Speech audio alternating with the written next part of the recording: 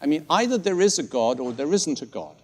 If there is a God, then the question is not what job does religion do, but how much that religion reveals of a reality, okay?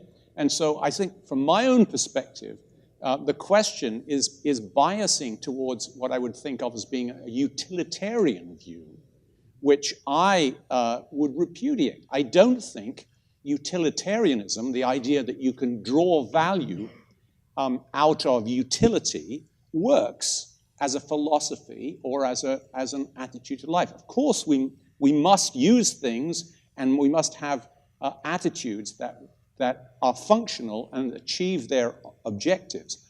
But how you decide what the objective should be has, in my view, if it's going to have any deep, serious religious or other ethical significance, to be based on some level of transcendence.